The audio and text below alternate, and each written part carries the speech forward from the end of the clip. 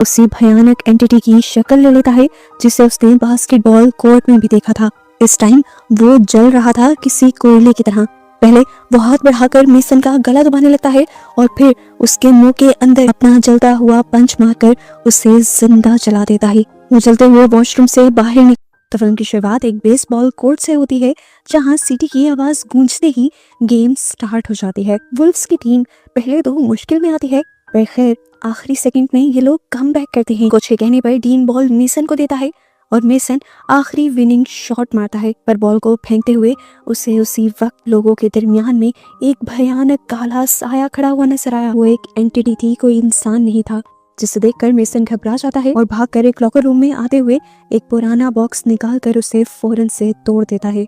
न जाने ये क्या था, पर इसे तोड़कर उसकी घबराहट थोड़ी कम हुई थी। जब बाकी टीम आती है तो उनको सब नॉर्मल लगता है और ये लोग अपने जीतने की खुशी में पार्टी करने लगते हैं। लेकिन बाद में जब मेसन शॉवर ले रहा होता है तो नाली से एक काला धुआं निकलकर उसी भयानक एंटिटी की शक्ल ले लेता है जिसे उसने बास्केटबॉल कोर्ट में भी देखा था। इस टाइम वो जल रहा था किसी कोयले की तरह। पहले वो हाथ बढ़ाकर मेसन का गला दबाने लगता है और फिर उसके मुंह के अंदर अपना जलता हुआ पंच मारकर उसे जिंदा जला देता है। वो जलते हुए वॉशरूम से बाहर निकल आया था। उसके दोस्त उसे देख रहे थे पर उसे बचा नहीं पाए और वो जिंदा जलकर मारा गया। फिर नेक्स्ट सीन में हम एक नए कैरेक्टर क्रिस को न्यू स्टूडेंट के तौर पर उसी स्कूल में देखते हैं। उसके आते ही वो नोट करती है कि यहाँ का हर बच्चा उसे अजीब तरीके से घूर रहा था। यहाँ पर उसे मेसन का ही लॉकर दिया जाता है, जिसे खोलने पर अंदर उसे वही इंटेक पीस नजर आया था जिसे मेसन तोड़ चुका था। जबकि तभी यहाँ मेसन के दोस्त आकर उससे लड़ने लग जाते हैं। उनका कहना था कि तुम ये लॉकर इस्तेमाल नहीं कर सकती क्योंकि ये हमारे दोस्त का था। ये लोग यहाँ पर उसका मजाक भी बनाते हैं, पर तभी यहाँ एली नाम की एक लड़की आकर उसका साथ देने लगते हैं और ये बुली ग्रुप इस बात से चिढ़कर और ज्यादा क्रिस को छेड़ने लग जाता है। क्रिस को भी गुस्सा आता है और वो एक लड़के को मार देते हैं। उसी टाइम यहाँ से जो टीचर गुजर रहे थे वो ये सब देख लेते हैं। क्रिस को तो स्कूल में आते ही डिटेंशन मिल जाती, पर एली इस मरतबा भी क्रिस का साथ देते हैं और टीचर को सारी बात सच बताती है, जिसकी वजह से बाकी सब बच्चों को स्कूल से डिटेंशन मिल जाती है, सजा मिल जाती है और ये सब क्रिस की जान छोड़ देते हैं। इसके बावजूद भी क्रिस एली का शुक्रिया नहीं करती, उल्टा उसे ये कहती है कि मुझे किसी का एहसान नहीं चाहिए था। और फिर बेचारी एली भी उदास होकर यहाँ से चले जाते हैं। अब क्रिस वहाँ पर अकेली ही खड़ी थी। वो अब अपने कैबिन में से वही इनटेक बॉक्स निकालती है। उसे खोलने पर वो एक मर्तबा डर गई थी। इसके अंदर एक छोटे से बच्चे का स्कल यानी खोपड़ी थी, पर जैसे ही उसने उस स्कल को निकाला तो उसे पता चला ये असल खोपड़ी नहीं है, ये असल में एक सीटी है जिसे खोपड़ी की शक्ल में बनाया गया है। वो जब इस विसल को गौर से देख रही थी तब उसे इस विसल में से अजीब भयानक आवाजें भी आने लगी, पर उसने इन सारी आवाजों को इग्नोर कर दिया। उसने इस सिटी को बचाने का सोचा, पर अचानक स्कूल बेल हुई और उसने वो सिटी बचाई नहीं और अब उस इंटेक पीस को अपने बैग में रखे हुए वो क्लास में आ गई, जहाँ बैग उसके नीचे रखते ही वो इंटेक पीस उसके बैग से गिर गया और एक लड़के ने उसकी शिकायत लगा दी कि देखिए सर, ये अजीबोगरीब चीजें लेकर आई है। क्रिस शराफत से उठी और उसने ये इंटेक पीस सर को दे दिया और बताया कि मुझे ये अपने लॉकर में से मिला है। इस इंटेक पीस को देखकर प्रोफेसर भी काफी हैरान हुए थे। अब वो इसको एग्जामिन करने लग जाते हैं और सारे बच्चे उनके इर्द गिर्द इकट्ठे हो जाते हैं। मैग्नीफाइंग ग्लास से देखने पर पता चलता है कि उस पर लिखा हुआ था कुछ, वो लफ्ज थे काबा पिक्सन। एक लड़की फौरन उसे गूगल पर सर्च करती है और बताती है कि इसका मतलब है डेथ समन, यानी मरे हुए लोगों को बुलाना। प्रोफेसर इन सबसे कहते हैं कि ये प्रॉपर्टी स्कूल की है और इसे अब मैं रख लेता हूँ। जिसके बाद ये सारे बच्चे यहाँ से निकल जाते हैं और फिर जब प्रोफेसर इस इंटेक पीस की कीमत लैपटॉप पर चेक करते हैं तो वो हैरान रह जाते हैं क्योंकि ये पीस हजारों डॉलर्स का था। अब ये लोग स्कूल से तो बाहर आ चुके थे, लेकिन तभी रे को रियलाइज होता है कि उसकी बुक तो क्लास में ही रह गई है। वो लेने के लिए वापस जब जाता है तभी हमें क्लास का सीन दिखाया जाता है। प्रोफेसर उस सिटी को बचाने के बारे में सोच रहे थे क्योंकि वो ये जानना चाहते थे कि ये सिटी काम करती भी है या नहीं। जैसे ही वो सिटी बचाते हैं तो उसकी भयानक आवाज से यहाँ के शीशे तक टूट जाते हैं। प्रोफेसर ये नहीं समझ पाए थे कि ये सब इस सिटी के असर से हुआ है। उन्हें लगा कि बाहर वैसे ही कोई चीज टूटी है। वो जब ये देखने के लिए बाहर गए तो इसी टाइम रे अंदर आ गया। अपनी बुक उठाते हुए उसकी नजर भी उसी सिटी पर पड़ गई। वो जब सिटी को देखने के लिए टेबल के करीब गया तो उसकी नजर लैपटॉप स्क्रीन पर भी पड़ी। ये देखकर तो वो भी शौक था कि इस इतनी सी सिटी की कीमत हजारों डॉलर थी। खैर रे अब क्लास से बाहर निकल जाता है और हम बाहर देखते हैं कि इस टाइम क्रिस के साथ एक लड़का खड़ा हुआ था जो अपने आप को वैसे तो एक प्रीस्ट बताता है, लेकिन उसी टाइम वो क्रिस को ड्रग्स भी ऑफर करता है। ये देखते हुए रे को बहुत ज्यादा गुस्सा आता है और रे उसे मारने लग जाता है, पर नोआ उसे चाकू दिखाते हुए बड़ी आसानी से अपने आप को छुड़वा भी लेता है। क्रिस जब रे से इस लड़के के बारे में पूछती है तो वो बताता है कि सारे बड़े लोगों की नजर में वो एक बहुत अच्छा प्रीस्ट है, पर असल में वो एक ड्रग डीलर है। बच्चों को बाइबल पढ़ाने के नाम पे वो चर्च में लेकर जाता है और वहाँ उन्हें ड्रग करता है। तुम प्लीज इससे बचकर रहना। दूसरी तरफ क्लास के अंदर जब प्रोफेसर वापस आकर उस बॉक्स को खोलते हैं तो उन्हें अंदर वो विसल नहीं मिलती। असल में वो विसल रे चुरा कर ले गया था, जो शाम को वो अपनी पार्टी में सब बच्चों को दिखाता भी है। शाम तक बेचारे प्रोफेसर स्कूल में उस विसल को ढूंढते रह जाते हैं। इस टाइम स्कूल में बस एक ही आदमी था जो स्कूल की सफाई कर रहा था, लेकिन उसके अलावा भी प्रोफेसर को स्कूल में अजीबोगरीब आवाजें आ रही थी। इसीलिए जब वो बाहर जाकर चेक करते हैं तो उन्हें गैलरी में एक अजीब एंटिटी दिखाई देती है जो लंगड़ाते हुए चल रही थी और उन्हीं की तरफ बढ़ रही थी। इससे पहले कि प्रोफेसर पहचान पाते कि वो इंसान नहीं है, पीछे से वो पियन आकर उन्हें अपनी तरफ बुलाता है और वापस देखने पर वो एंटिटी वहाँ से गायब हो जाती है। फिर इन चीजों को इग्नोर करते हुए प्रोफेसर वापस क्लासरूम में चले जाते हैं और अब तो उन्हें वो एंटिटी बिल्कुल अपने सामने खड़ी दिखाई दे रही थी। इससे पहले कि वो कुछ भी सोचते या यहाँ से भागते, वो एंटिटी बेदर्दी से उनके सीने को चीरते हुए अपने हाथ उनके सीने के अंदर स्टैब कर देती है और फिर उनके लंग्स को पकड़कर डुबा देती है, जिसकी वजह से प्रोफेसर के मुंह से एक ब्लैक कलर का लिक्विड निकलता है और उनकी वहीं पर बेदर्दी से मौत हो जाती है। दूसरी तरफ अब हमें बच्चों की पार्टी का सीन दिखाया जाता है, जहाँ पर अब ग्रेस के दिमाग में एक अजीब सा आइडिया आता है। अब क्योंकि उसी ने सारी विसल के बारे में सर्च करते हुए प्रोफेसर को बताया था, तो वो कहती है मुझे पता है ये विसल मुर्दों को जिंदा करने का काम करती है, क्यों ना हम भी ट्राई करें। ये सब एक एडवेंचर ही सही। उसकी बातें सुनकर ग्रेस को काफी अजीब लगता है और वो यहाँ से जाने की बात करती है, पर एली उसे यहाँ रोक लेती है और ग्रेस उस विसल को बचा भी देती है। यहाँ पर सबको तो विसल बजने की आवाज आई थी, लेकिन एक लड़के को विसल के बजाय किसी के कदमों की आवाज सुनाई दी थी और वो इस सब से बहुत ज्यादा डर चुका था। उसने जब ये बात सबको बताई तो सबने उसका मजाक बनाया और फिर क्रिस यहाँ से चली गई। अब घर पर क्रिस जब अपने कामों में बिजी थी, तभी अचानक उसे अपने घर के बाहर दरख्त पर कोई खड़ा हुआ नजर आता है। ठीक इसी टाइम पर ड्रेपी उसके कमरे में कॉफी लेकर आता है। क्रिस जब उससे पूछती है क्या तुम्हें सामने दरख्त पर कोई नजर आ रहा है, और खुद भी मुड़कर देखती है तो पता चलता है कि वो एंटिटी वहाँ से गायब हो चुकी थी। सीन कट होकर दोबारा हम ग्रेस को उसके घर पर देखते हैं। असाइनमेंट बनाते हुए उसे ऐसा महसूस होता है कि कोई उसके पीछे आ रहा है, पर वो इस सबको इग्नोर कर देती है, ये समझते हुए कि जरूर उसका भाई ही होगा। लेकिन वो थोड़ी डर भी चुकी थी। अब वो यहाँ से अंदर जाने का जब फैसला करती है तो अचानक ही कोई पीछे से उसके मुंह पर टच करता है। वो डर जाती है, पीछे मुड़कर देखती है, वहाँ पर उसका भाई ही था, लेकिन उसका कद इतना बड़ा नहीं था कि वो उसके मुंह पर टच कर सके और वो उससे काफी दूर भी खड़ा हुआ था। लेकिन वो अपने आप को समझाने के लिए दोबारा यही सोचती है कि जरूर उसके भाई ने ही उसे टच किया होगा। लेकिन उसके अंदर जाते ही हम दोबारा उसके पीछे किसी इविल एंटिटी को देखते हैं। खैर अब अगली सुबह हम इन सबको स्कूल में देखते हैं। स्कूल आकर इन्हें शॉकिंग न्यूज ये मिलती है कि इनके प्रोफेसर मर चुके थे, जिन्हें कल ये बिल्कुल ठीक देख कर गए थे। ये सब लोग मिलकर असेंबली में उनके लिए प्रे करने लगते हैं और तभी एली को अपने सामने वाली चेयर पर बैठी हुई लड़की बहुत ही अजीबोगरीब हरकतें करती हुई दिखाई देती है। उसका सर उल्टी तरफ मुड़ा हुआ था। एली ने पहले तो डर कर अपनी आंखें बंद की और जब इस बात को क्रिस को बताने का सोचा तो देखा कि वो सब उसका वहम था।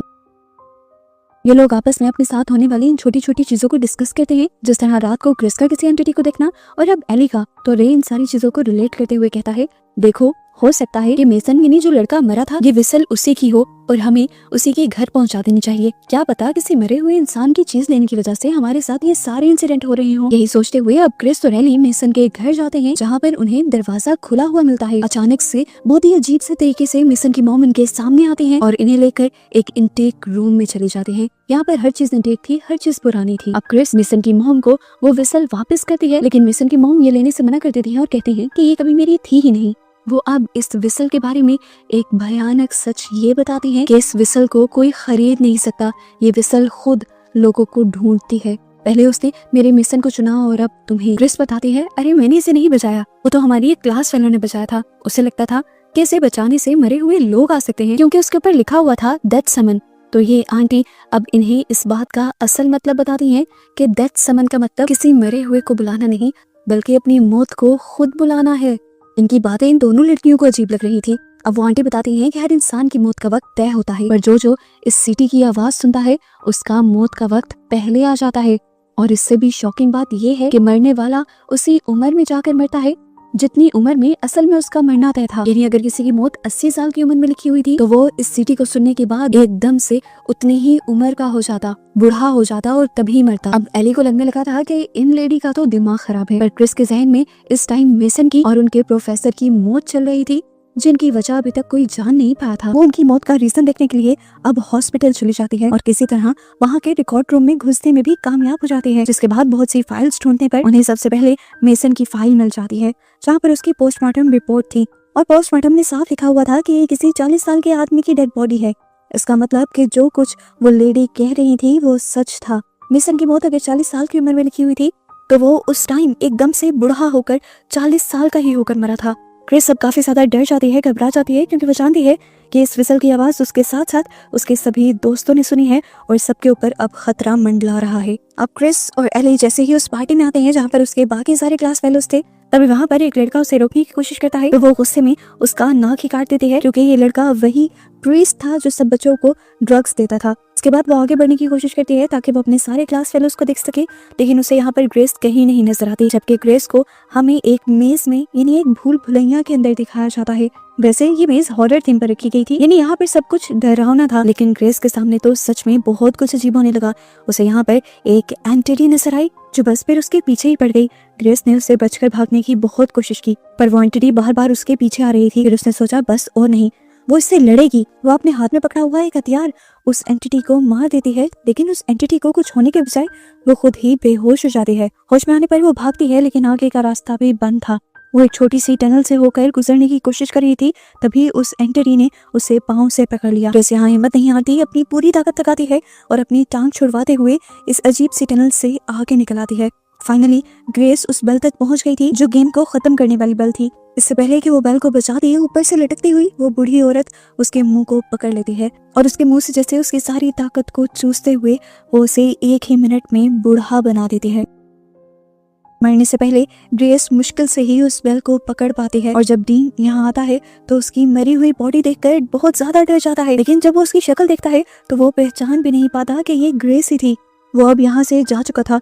उसे अब एली और क्रिस मिलते हैं स्कूल में आकर और उसे सब समझाने की कोशिश करते हैं कि किस तरह इनके ऊपर एक कर्ज है, क्योंकि उन्होंने उस विसल की आवाज सुनी थी, जिसकी वजह से इन्होंने मौत को खुद करीब बुला लिया है और अब ये लोग बूढ़े हो होकर मरेंगे। ये सारी बातें सुनकर डीन को यकीन नहीं हो रहा था। वो अभी सिर्फ 18 साल का था, कैसे मौत उसके पीछे बढ़ गई थी। अपने आप को ट्राम डाउन करने के लिए वो ड्रग करता है और अपने घर चला जाता है।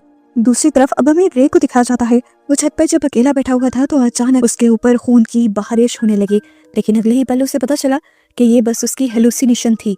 इन सारी चीजों से इन सबको समझ आ गई थी कि जो कुछ एली और क्रिस कह रहे थे वो सच था। इसीलिए अगले दिन वो सब मिलकर मेसन की मॉम से मिलने के लिए जाते हैं, जिनकी हालत अब बहुत ज्यादा खराब है और वो मरने वाली है। वो बताती हैं कि मौत को वापस तो नहीं बेचा जा सकता, पर रास्ता उसका जरूर बदला जा सकता है, यानी मौत किसी और पर ट्रांसफर हो सकती है, कोई और उसे एज अ सैक्रिफाइस ले ले। अब ठीक इसी वक्त पर क्रिस शीशे के अंदर अपनी मौत देखती है, एक भयानक मौत जिससे वो डर जाती है, और उसी टाइम उसी शीशे के अंदर वो औरत भी देखती है और वो उसी टाइम मर जाती है। सीन कट होकर दूसरी तरफ हमें डीन को दिखाया जाता है, जो इन सब की बातों पे अभी तक यकीन नहीं कर रहा था। वो परेशान हुआ जब न्यूज ऑन करता है तो वहाँ पर ग्रेस के ही मरने की न्यूज मिलती है और वो सदमे में चला जाता है, ये सोचते हुए कि वाकई क्रिस और बाकी जो दोस्त उसे समझाना चाह रहे थे वो सच था। ठीक इसी टाइम पर उसका दरवाजा खुलता है, वहाँ से एक डिमोनिक हाथ आया। इतना डरावना दिख रहा था कि एक मर्तबा को डीन डर गया। उसने उस दरवाजे को जोर से बंद रखने की कोशिश की, जिसकी वजह से वो हाथ जख्मी हो गया और सारी जगह खून से भर गई। उसके बाद उसने उसी दरवाजे के आगे फर्नीचर रखकर उसे बंद करने की कोशिश की, लेकिन वो कोई इंसान नहीं था जो दरवाजे से आ जाए। वो एक एंटिटी थी, एक भूत था जो अब उसकी वार्डरोब से निकलता है और पीछे से उसकी बॉडी के अंदर हाथ स्टैप करते हुए उसकी बॉडी के आर पार कर देता है।